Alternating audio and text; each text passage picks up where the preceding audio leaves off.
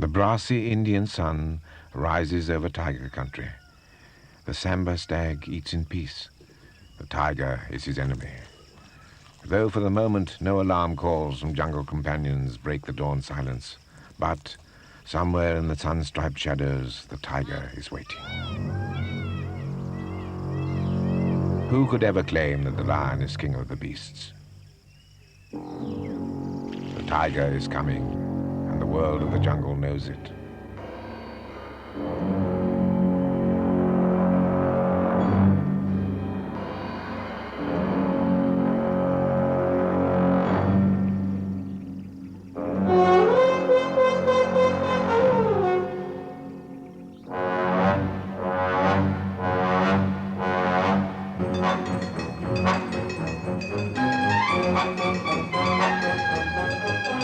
Tiger, tiger, burning bright in the forests of the night, what immortal hand or eye could frame thy fearful symmetry? In what distant deeps or skies burnt the fire of thine eyes? On what wings dare he aspire? What the hand dare seize the fire? And what shoulder and what art could twist the sinews of thy heart? And when thy heart began to beat, what dread hand and what dread feet? When the stars threw down their spears and watered heaven with their tears, did he smile his work to see? Did he who made the lamb make thee? William Blake, the 19th century English poet, was a deeply religious man who felt that God had surpassed himself when he created the tiger. Today we might question his views on evolution, but could anyone argue with his poetic vision? Tiger, tiger, burning bright.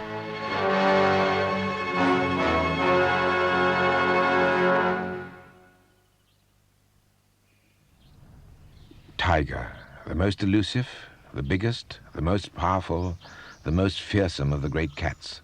The cat with a reputation for preying upon man. Silent, usually hidden, deadly, and utterly beautiful. A superstar who rarely deigns to give a matinee performance by making his entrance upon the natural stage in the full light of day. By instinct, a walker in darkness, a hunter in the long shadows of the moon.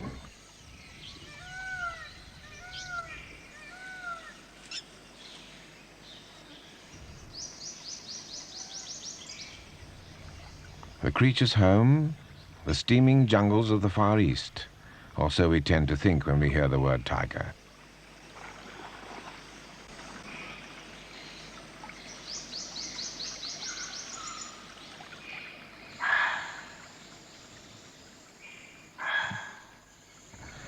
But the tiger has many homes, and once had many more. In some ways, the snows suit its hot temperament better than the tropic heat, as this rare Russian archive film shows.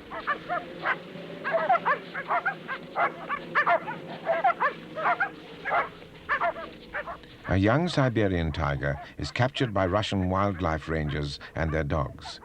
They're catching it for movement to an area where it can no longer prey on local farmers' stock.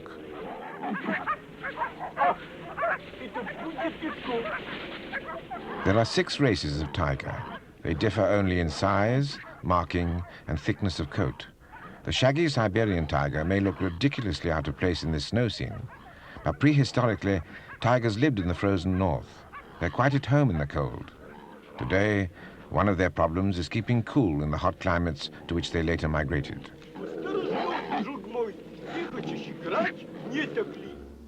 Tigers originated in the snows of Siberia. From there, they were driven south by ice ages to the Near and Far East.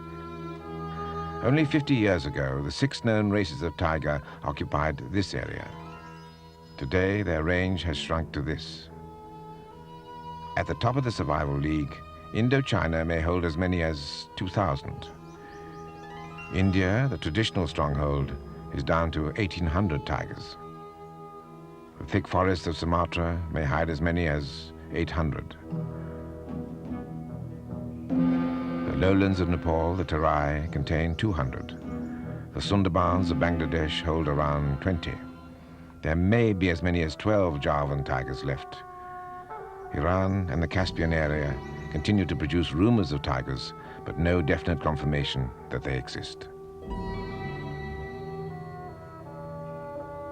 China once had thousands, but they're not even protected there. The tiny Balinese tiger is thought to be extinct, leaving an optimistic world total of 5,000, declining all the time.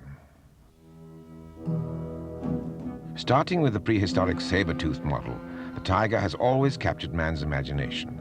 This saber-tooth, which lived 30 million years ago, was only leopard-sized. From saber-tooth to modern art, the magic keeps its hold. Magic captured in Henri Rousseau's marvelous, if unrealistic, tropical storm with a tiger.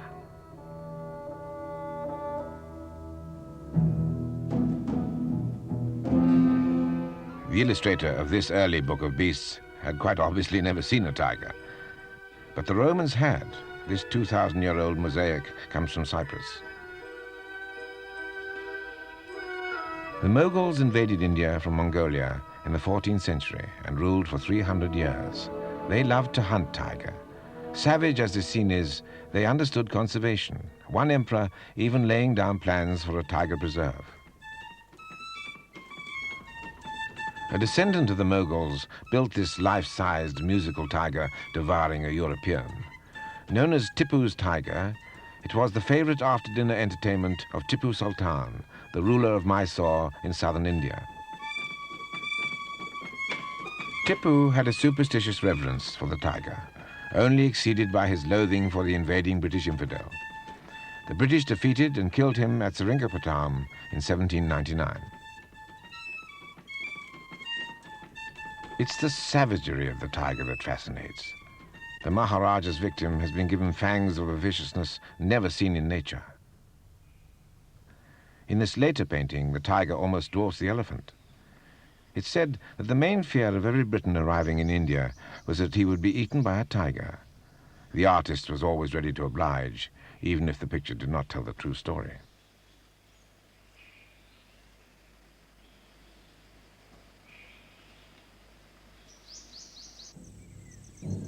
Throughout the Far East, the tiger is a magic animal. In Malaya, a single whisker ground up in a portion of tiger flesh or bone is said to kill a man. In Indonesia, tiger milk is a cure for sore eyes and powdered bone for dog bite. This is Tiger Balm Garden, an extraordinary monument to a cure-all that embodies in a single ointment most of the magical properties attributed to various portions of the tiger's anatomy. There is practically nothing that this panacea won't fix. Coughs, indigestion, stomachache, seasickness, and believe it or not, even halitosis.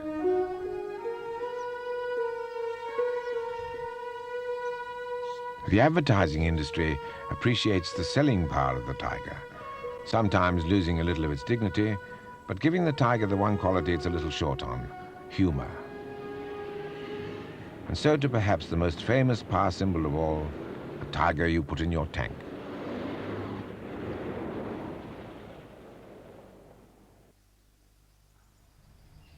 "50 years ago, there were 40,000 tigers in India.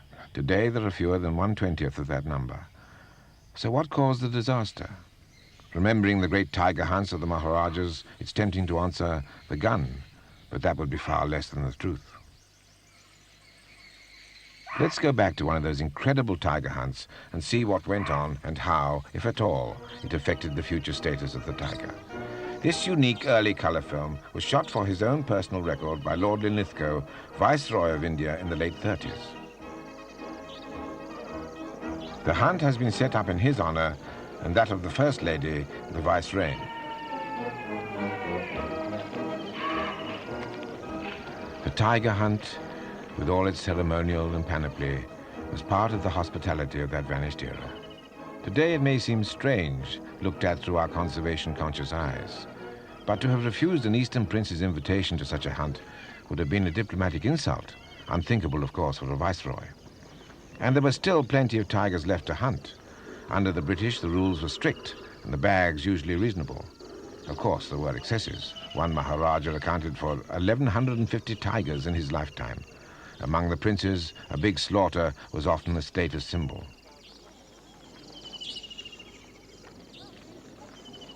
Everyone was mounted on elephant back, including the beaters, who moved off to encircle a large tract of country known to contain a tiger. The guns rode in howdahs, basket-like affairs that gave some protection should a tiger spring, as well as a steady platform from which to fire. The ring was built next. It consisted of a large U-shaped barrier of white cloth, open at the end, from which the beaters and tiger would be coming. It may seem surprising that the tiger didn't leap over or burst through the cloth, but any wild animal, even a tiger, is scared of the unfamiliar. To it, the cloth is an impenetrable, encircling wall. At last, far off, the beaters are coming. The guns on their elephants wait nervously outside the ring.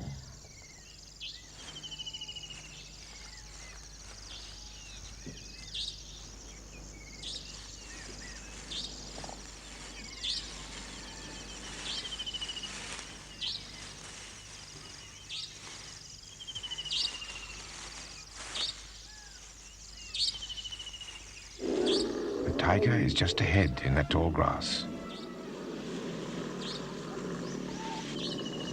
And there, suddenly, is the tiger, clawing at that rare elephant.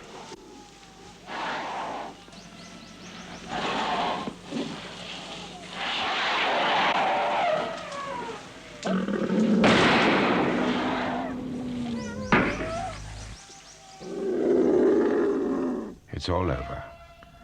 In view of the present-day plight of the tiger, we may find this scene shocking. But that is to see it out of context. Those tiger hunters of the British Raj knew the value of conservation, if only because they wanted more tigers to hunt. They preserved the most important thing of all, the kind of country in which the tiger lives. Today, former hunting preserves are the main places in which the tiger survives. The hunter's classic pose. It belongs to the faded photo album, yet the tiger owes much to it. This, rather than the gun, is the weapon the tiger must fear today. Throughout its range, the forests are coming down, and the tiger cannot live without forests. In India, it has almost complete protection from firearms. Alas, the chainsaw is far more deadly even than the bullet. This is what it kills: tiger country. Country not only for tigers, but for every other large wild animal.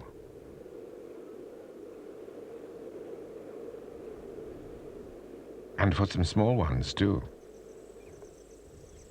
This rickety tiger cub was found dying in a field of sugarcane. The mother had given birth and then taken fright at the sound of human voices, leaving the cub to starve. It's symptomatic of the other great pressure that threatens the tiger, the sheer weight of human overpopulation throughout the Far East. Tigers and people don't mix well. One loses out. Inevitably, it's the tiger. Tragically, despite the efforts of rangers and vets, this cub survived only a couple of weeks. So what can be done to give the tiger a chance? The only possible answer is to set some forested areas aside, free from people and safe from the tree feller.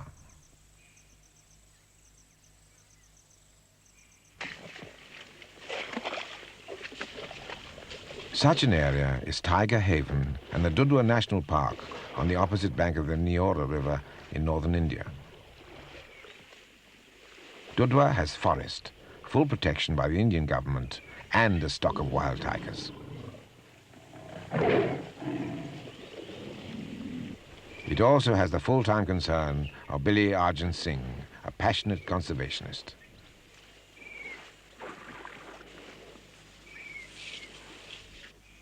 Arjun Singh believes that the time will come when wild stock can be reinforced with tigers bred in captivity, provided the habitat is protected. Inside the crate is a tiger cub, born in England at Twycross Zoo, presented by the Frankfurt Zoological Society to the Prime Minister of India as a gift and pilot experiment for such introductions. The cub has just flown from England and made a long, exhausting road journey from Delhi.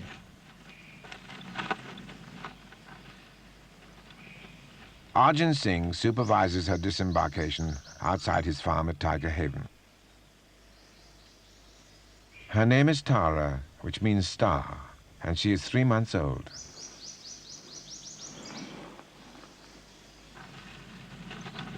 Up to now, she's lived behind bars. From now on, her life will be one of increasing freedom. Arjun Singh is one of India's leading conservationists. He has just been honored by the World Wildlife Fund, which subscribed $1 million to India's $5 million Project Tiger, an all-out drive to save the animal in the wild. Arjun Singh has an extraordinary rapport with big cats. Even for him, to teach a zoo-born tiger to go wild is not a light undertaking.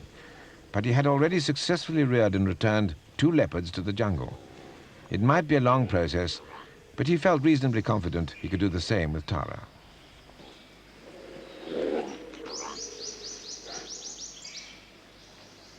Tara first had to establish a relationship with the other animals around the farm. Strangely enough, Billy's dog dominated her from the start. From the moment she arrived, Tara showed signs of her inborn hunting instincts. When she stalked a tame buffalo, she was careful to do so from the rear, just as a wild tiger would.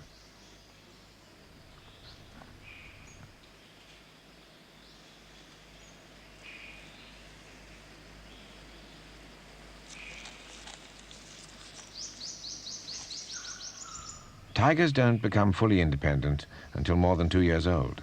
Tara's education might take even longer. If it succeeded, it would be well worth it. Natural regeneration of tigers is slow, usually only half the litter of 2 to 4 cubs surviving. She had to get used to living with elephants and vice versa. The elephant is distinctly uneasy at being followed so closely by a tiger, even such a small one.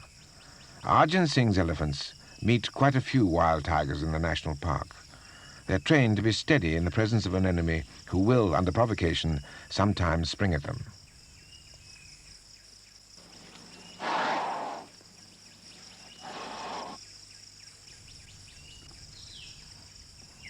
The elephant's final gesture makes it plain that Tara has come quite close enough.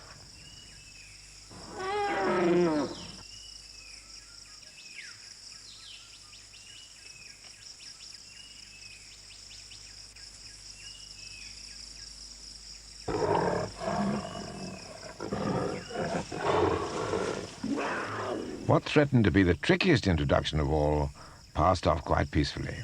Harriet is the female leopard whom Billy has already taught to live wild, but she often returns to the farm for visits and showed herself quite willing to play with Tara.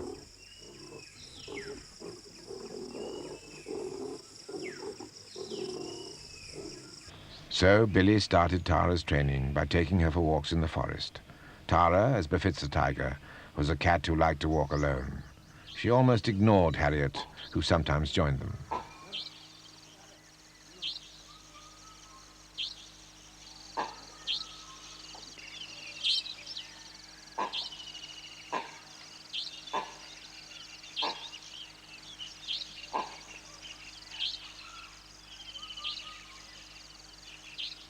Tara lets off steam in the chilly, early morning air.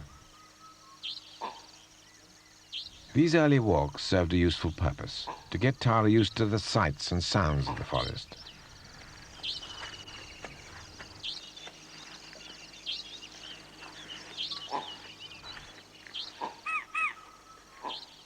Sights like the deer she'd one day hunt, bounding across the forest track. After a month, Billy Arjun Singh took her within sight and sound of a large herd of swamp deer to see what she'd make of them.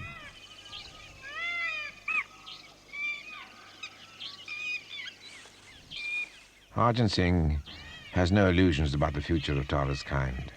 He repeatedly points out that fewer than 300 of India's estimated 1,800 tigers live in protected forests. The remainder he calls forgotten tigers, safe from firearms and the now illegal trade in tiger skins, but completely at the mercy of anyone who wishes to destroy their homes for a short-term profit in timber.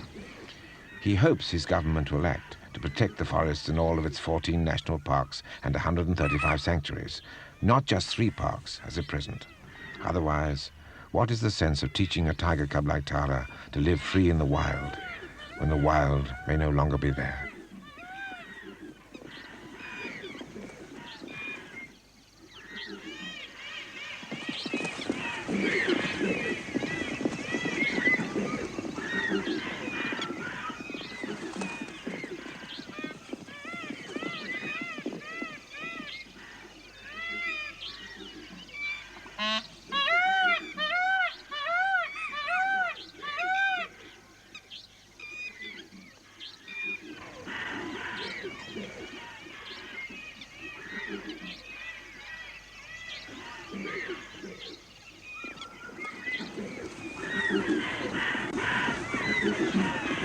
This time, the swamp deer escaped.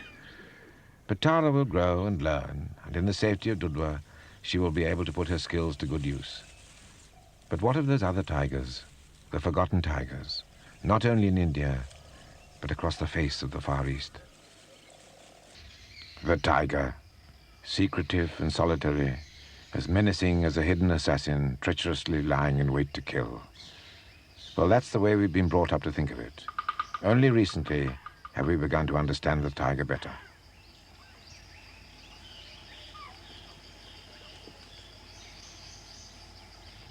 The tiger would far rather hunt wild animals than man. Those are his natural prey. But even the mighty tiger doesn't have the chance of catching deer in the open, in broad daylight. Daylight is for relaxation. In the daytime, the tiger seeks the shade. Those superb striped markings vary from individual to individual.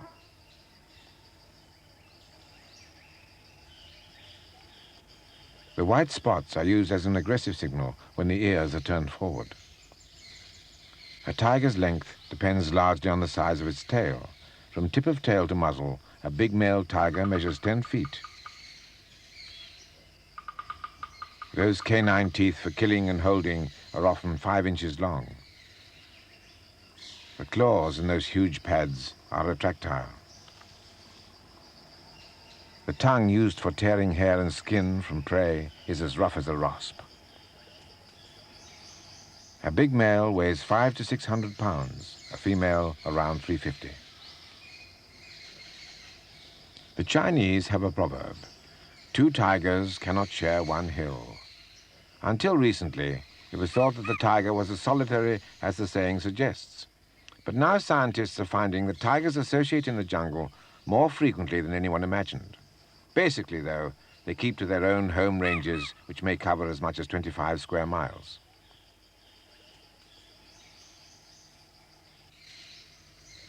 They have an effective system of letting each other know who is around by roaring and by scent marking.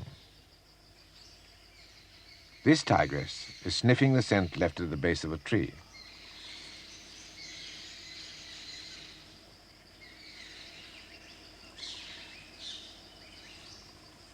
That face she's making means that what she has detected is her own scent. Tigers have a rather poor sense of smell. At least they don't seem to use it when hunting to find prey. At short range, when detecting each other's scent, it's obviously adequate. But then the scent glands of a tiger produce powerful stuff. Its smell has been known to last for 3 weeks. Tigers vary in color from tawny yellow to orangey red. The striped pattern provides perfect camouflage amid trees or in reeds and tall grass. When ears are laid back, it usually signals aggression, or anyway, action. Tigers have been known to leap 18 feet into a tree in an attempt to claw a hunter perched in the branches. Normally, though, they're too heavy for tree climbing.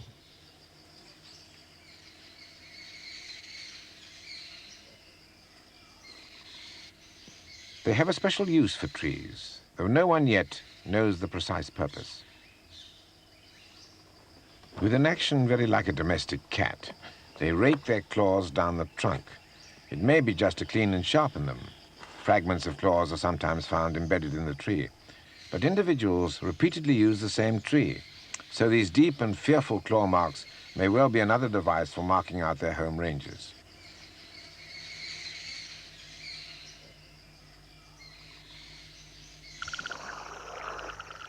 A mugger, a big marsh crocodile, launches himself. A tiger has disturbed him.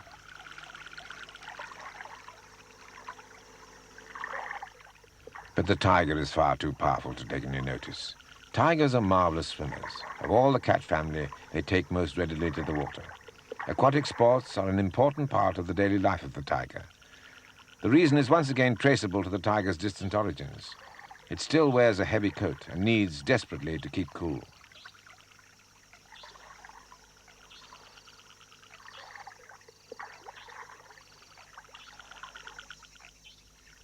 In the Sundarbans, a swampy mangrove area on the coast, the tigers regularly commute between islands, swimming confidently across open water. Once ashore, The tiger does its famous disappearing trick, stripes hiding it effectively, even among green reeds. A glamorous Indian lady takes her daily bath. On the opposite side of the river, a magnificent adult male lies full length to while away the hot hours of the day. He lives in Dudwa National Park. He's never been hunted. He's watchful, though, even of those floating leaves, but he's not in the least apprehensive. If someone appeared on the riverbank, he'd almost certainly run away. It was once thought that all tigers were potential man-eaters, but now we know better. That crocodile is far more dangerous to man than the tiger. Jim Corbett, the great hunter-naturalist, estimated that perhaps 3 in every 1,000 tigers turned man-eater. They did so usually because they'd been wounded in jaw or teeth and could no longer hunt their natural prey. Or perhaps they'd eaten an unburied human body. Whatever the reason, they were the rare exception and had to be killed. The legend of the man-eater came mostly from hunters who often had very good reason to fear the animal they hunted. Left alone, the tiger is no more cunning or treacherous than any other predator. Anyway, such values, whether applied to tiger or crocodile, are purely human ones. The big male leaves the water. He has sensed he's being watched. Perhaps he heard the camera running. Now he's a little worried. But his reaction is typical. Though he looks horribly menacing, he's simply reassuring himself that there's no immediate danger to him.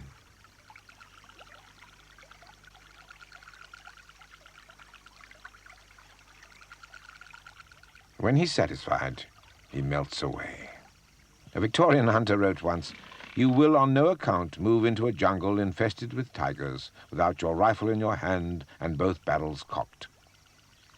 Well, that's the kind of thinking that gave substance to the image of the sinister, silent killer. The tiger is mainly a hunter by night, but sometimes at dusk or in the early morning. His taste in food is surprisingly wide. Birds, frogs, fish, even mollusks. But principally he seeks big meals, buffalo, bears, young rhino, and of course deer. He's a prodigious eater.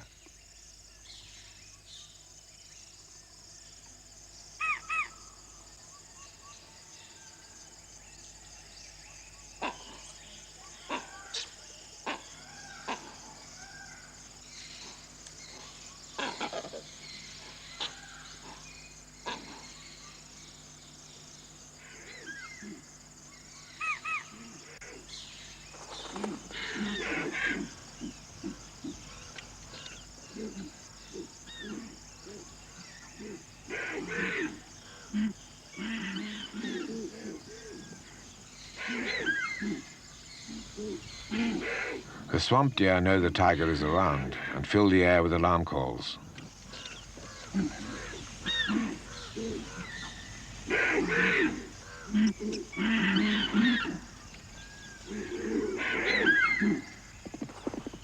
This time they escape. They frequently do. The tiger often goes 3 days without making a kill. Though a tiger sometimes eats 100 pounds of meat at a sitting, he doesn't turn up his aristocratic whiskers at a monkey. These grey langurs spend a lot of time on the ground and are therefore fair game, if the tiger can catch one. The drama is caught in slowed-up action.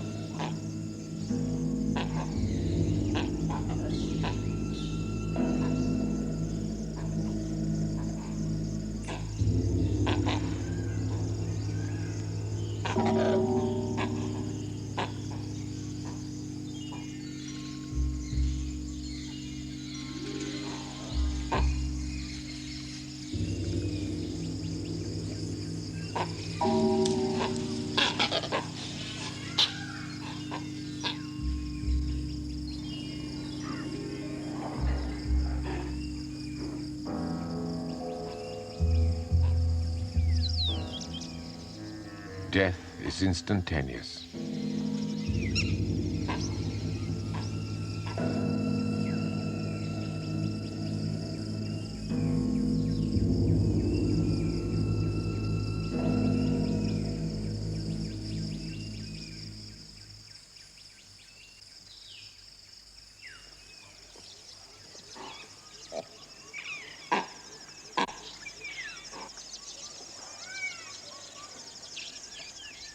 Because tigers are essentially nocturnal, filming them at night calls for intensive preparation and highly specialized camera equipment. Traditionally, hunters build a hide or mashan high in a tree and sit there all night if necessary until the tiger passes below. When our camera team, Dieter Plager and Mike Price, built a mashan to film tiger at night, it was on level terms with the tiger, on the ground, a far more dangerous location. The apparatus they used was called an image intensifier. Attached to a movie camera, it enables normal lenses to see in the dark. This highly sophisticated electronic device was developed by the British as a gun sight for sniping in total darkness. The transport returns to base, leaving the night to Plager, Price, the image intensifier, and the tiger.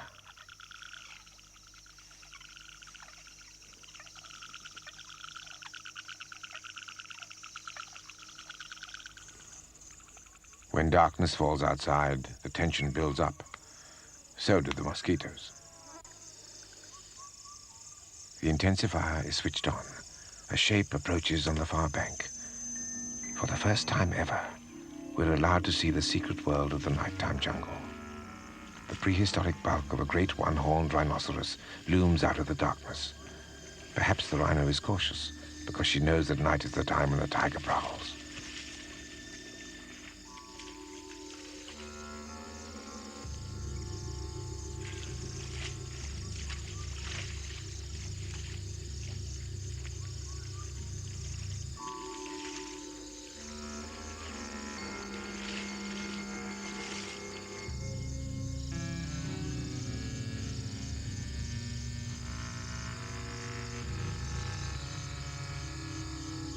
Inside the mashan, nerves get jumpy.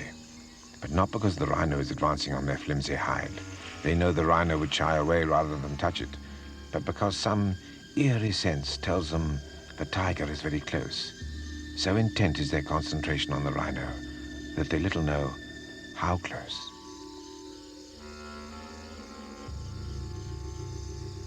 Keep your eyes on that dark shape in the foreground.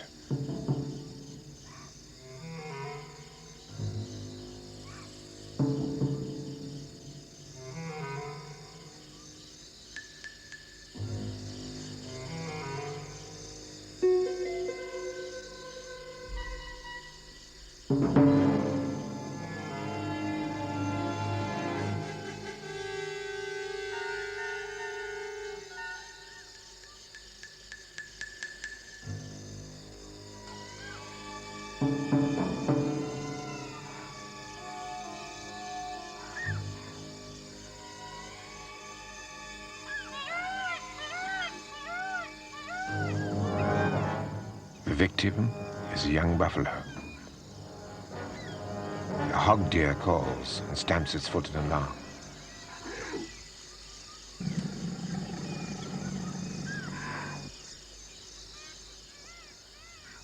After it is killed, the tiger drags its victim away into the undergrowth to devour it. An amazing scene, never before filmed in the darkness of the Indian jungle.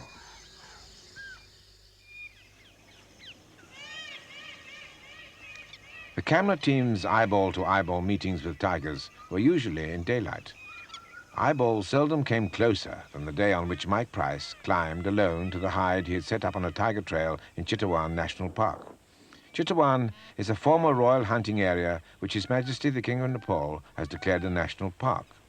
In a short time, its tigers have learned that they are safe to move around much more freely in daylight. This suggests that tigers everywhere were far less nocturnal before man began to harass them. Price lined up his camera and waited.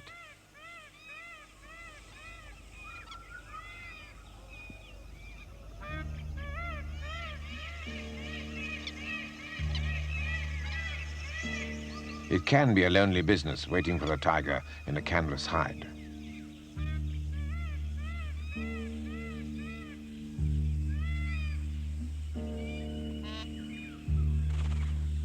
Suddenly, there were stripes that moved, and they weren't the stems of grass.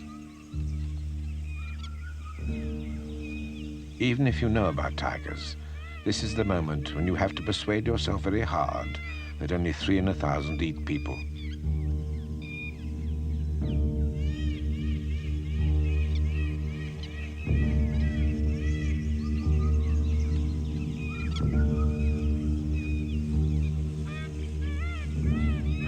The tiger moved up the bank.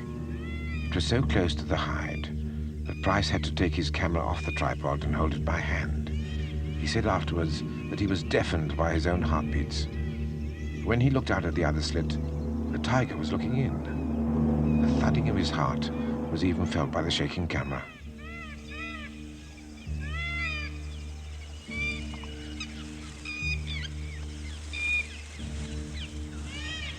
The tiger was one of the other sort, of 997 non-man-eaters living up to its improved image.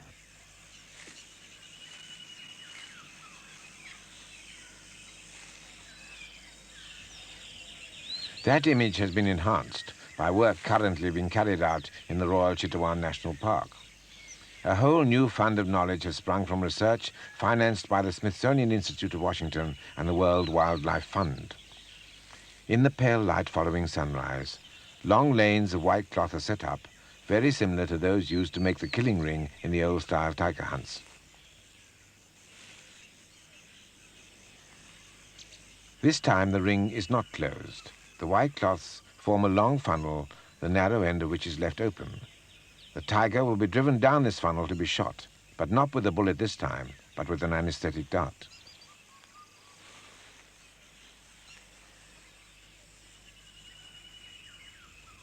The darter is a Nepalese scientist, Kirti Tamang, who was trained at Michigan State University.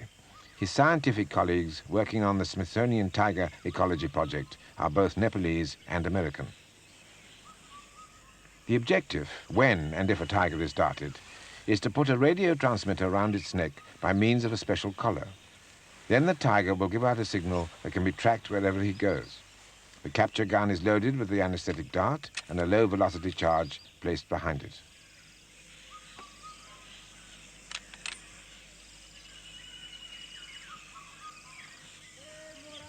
Just as in a tiger hunt, the beaters are mounted on elephants. This is what's meant by tiger country. Grass, 25 feet high. The tiger is some way ahead and not particularly alarmed.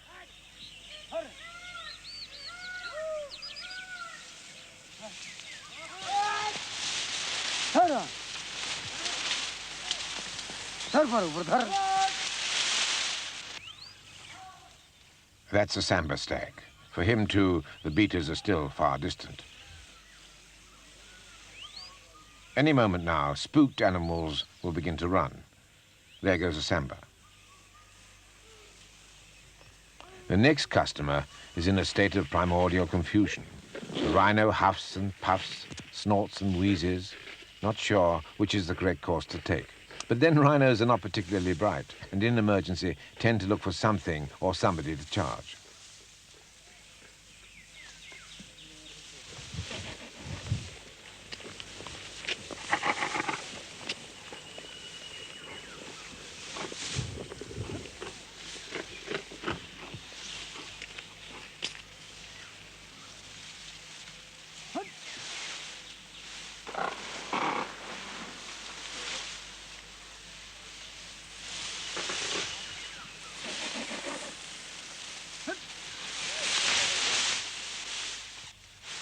The beating elephants sense that the tiger is just ahead in the thick grass. A whack on the backside to persuade the lead elephant that it's better perhaps to face the tiger than an angry mahout.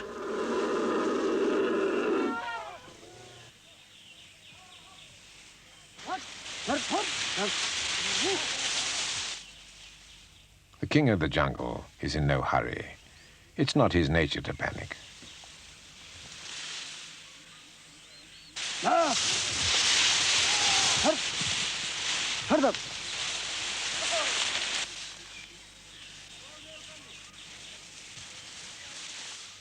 Kurti Tabang has done this often before, but it doesn't stop his palms from sweating. The tiger has reached the open end of the funnel. It passes under the cameraman's tree.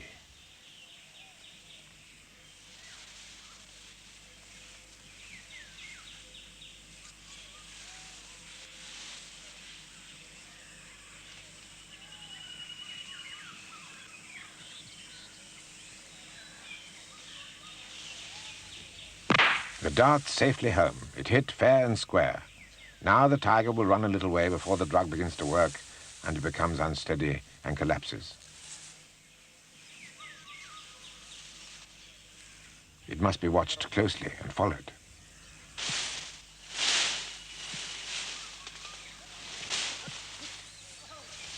There's the dart sticking in the shoulder.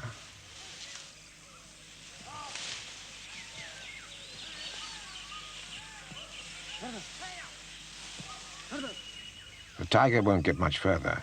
5 minutes is the maximum time the drug needs to take effect. But the animal could easily be lost, at least temporarily, inside those 5 minutes. Kurti Tamang approaches his peacefully sleeping victim, a magnificent adult female.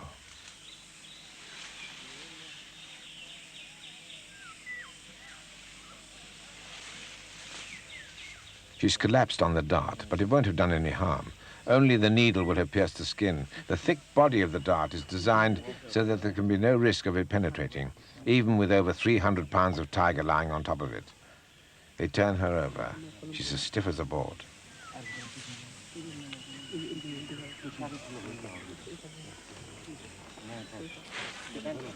The Smithsonian scientists decided that the only way of learning about tiger movement and behavior in the dense vegetation of the jungle was to track them down by radio. The anesthetic dart made this possible without harmful after effects.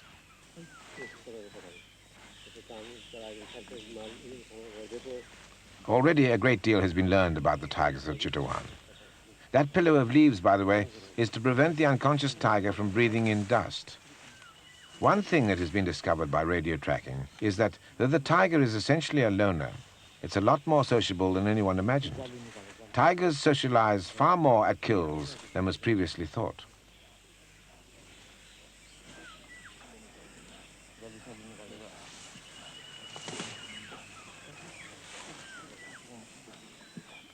It's been discovered, too, how brief are their encounters when mating. Afterwards, male and female go their separate ways. They're certainly not monogamous.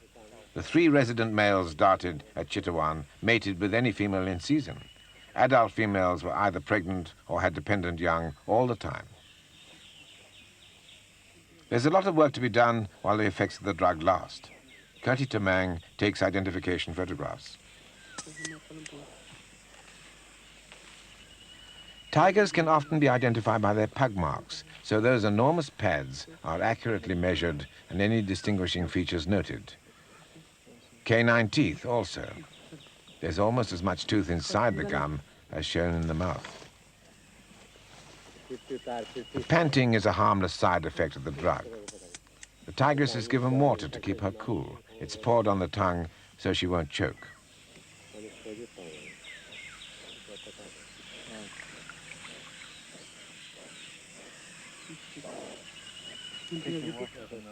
It's time for the radio collar to be fitted. It's hoped that the collar will be retrieved by a later darting. Failing that, it will fall off of its own accord after 2 years.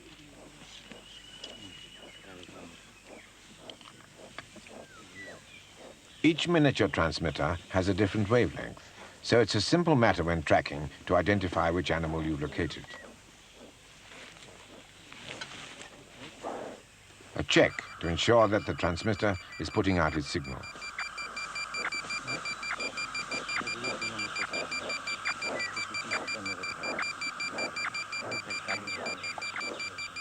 All's well.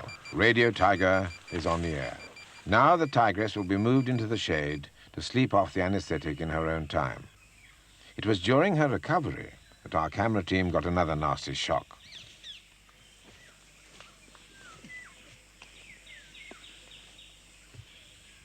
As the tigress was beginning to come round, Mike Price ran out of film and had to climb down to fetch another magazine.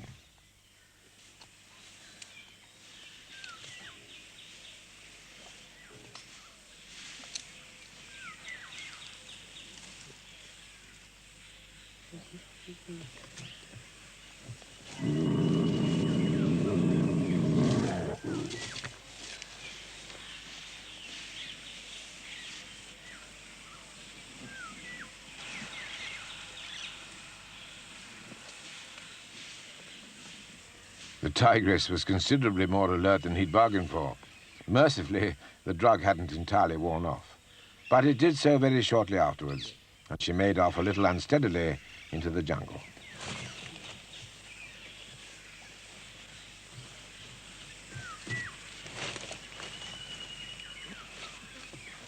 Radio tracking is often done from light aircraft. In Nepal, there is another form of transport more readily available.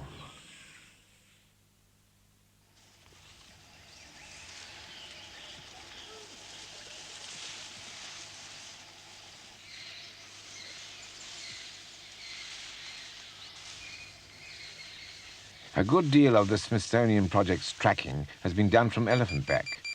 You can't pick up signals from so great a distance as when flying low over the jungle, but an elephant does enable you to get close to your target and observe items of behavior you could never hope to spot from the air.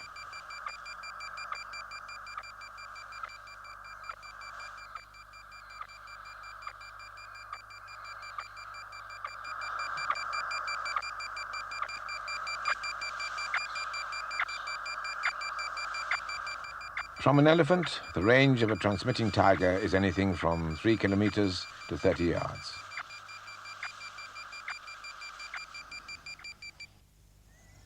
Here, beneath the snows of the Himalayan peaks, the sun is setting over tiger country. Darkness is the time of the tiger. But now the question is, will the total darkness of extinction fall forever on the most glorious of cats? This is something that people like ourselves can't finally decide. Only governments can do that.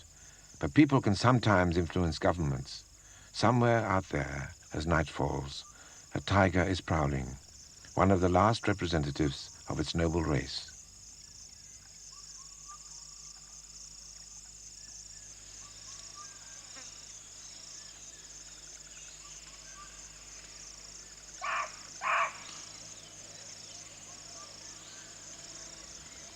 The deer move nervously as the hunter approaches. They will be no better off if they lose their ancient enemy. The land that supports the tiger supports them also. It is tiger country itself that's at stake.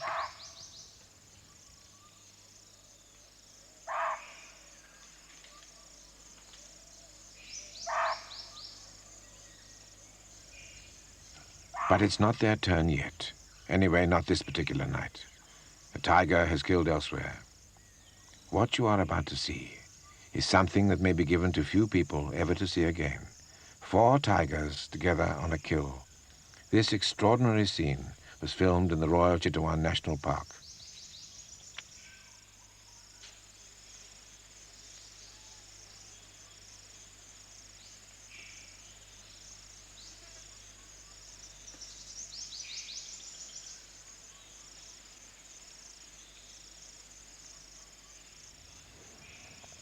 As our newfound knowledge of the species tells us, tigers can share a kill without tearing each other to pieces. They're not just sinister solitaries. But knowledge itself may not be enough. Wisdom, too, will be called for, if the tiger is not to make its final exit from the jungles of Asia.